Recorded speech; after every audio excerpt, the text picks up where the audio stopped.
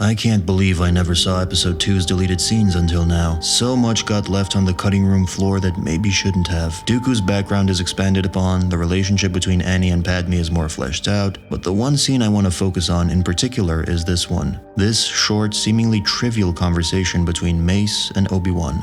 In the span of 80 seconds, this one scene reveals what Obi-Wan truly thinks about Anakin and therefore highlights his failure as a mentor. And it also highlights the single greatest flaw of the Jedi Order more elegantly and effortlessly than I can recite the script of episode 1 from memory. Captain, yes sir, tell me we wish to board at once with all due respect. Completely legal, my master will be with you shortly. I have a bad feeling about this. I don't sense anything. It's not about the mission master. It's something else. We're elusive. Don't center any anxiety. Be mindful of the future. Not at the expense of the moment. Their Jedi Knights killed them immediately. Destroyers negotiations were short. That bit about speaking versus intelligence, etc., etc.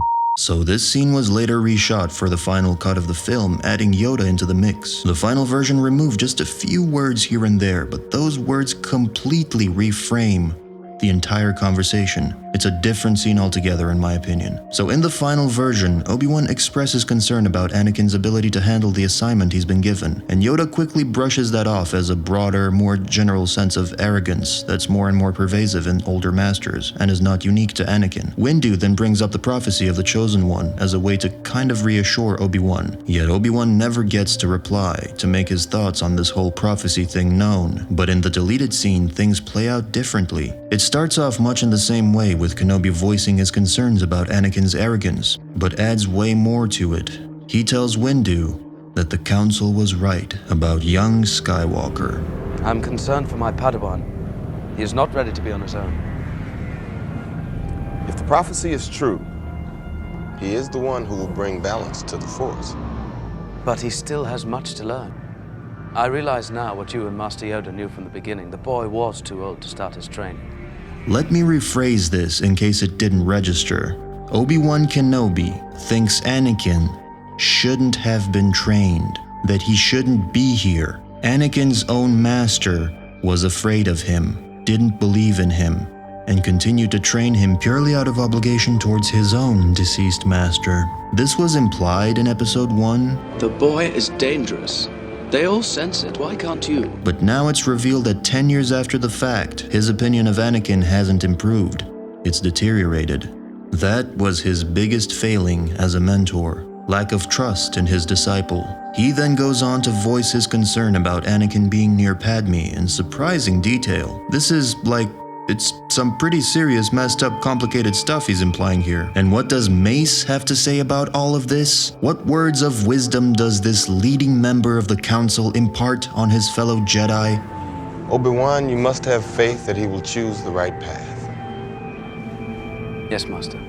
This right here represents another great failure, this time of the Jedi Order as a whole. There are two perspectives I'd like you to consider here. One is the rational perspective, the cold, logical, almost robotic and optimal way of identifying problems and then solving them. And the other one is the human perspective, the perspective that accounts for flaws, weaknesses, and imperfections as you're dealing with these problems. Mace Windu chose to respond in the former manner, the rational manner, as expected from a Jedi Knight or any such order of celibate warrior monks. What's more, he is right.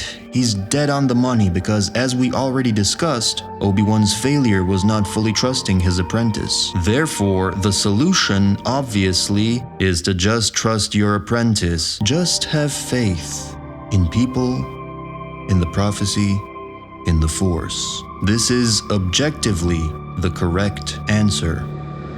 It's also not what Obi-Wan needed to hear right now. In fact, it was the last thing he needed to hear, because his problem is that he's losing faith, and he's being told to just have faith. It doesn't work. This was the greatest failing of the Jedi. They always had the right answer. Without exception, they knew how best to deal with life, with temptation, with one's own demons, but they could not account for the human element, for emotion, because they stripped all that away, creating Sith and Dark Jedi almost as a reaction to that.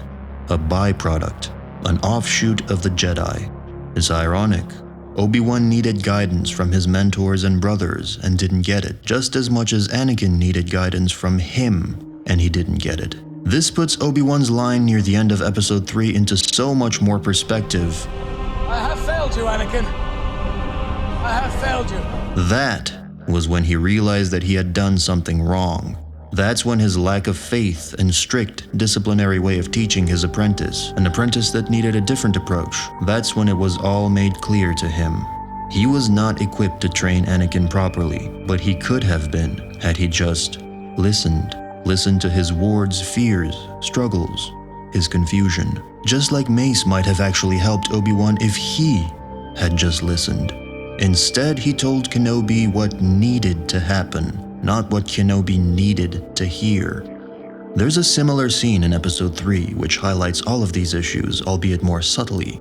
The one where Anakin tells Yoda about his nightmares, and Yoda, much like Mace, tells him that death cannot be avoided and that one needs to accept that in order to get on with their life. And we all know this to be true, but it doesn't make it any easier when we hear it spoken back to us. We all know we should be a bastion of stoicism and stability in the event a family member perishes, so that we can help plan the funeral instead of crying ourselves into a pool of misery and self-pity. We know it, but it doesn't help. What helps is perhaps just talking about it, sharing stories of loss, experiences of tragedy, offering sympathy. All things the Jedi are incapable of doing. All of this is contained in 1 minute of footage. The essence of the prequels is, dare I say, packed into this one blink and you'll miss it scene. Actually, don't blink and you'll also miss it, cause it got cut out. I still get a lot of value rewatching the prequels, and scenes like this only help to cement them as a good story. A story penned by a man who will have to get used to the fact that his tale will likely never be perceived the way he intended by the public eye, just as we'll have to get used to the fact that we'll never get to see him make another chapter of this saga. But at least we can make an effort to better understand the existing body of work. Anyway, that's it for this one. I just thought it'd be cool to share this one scene with you guys. And until next time, may the Force be with you. Cunt.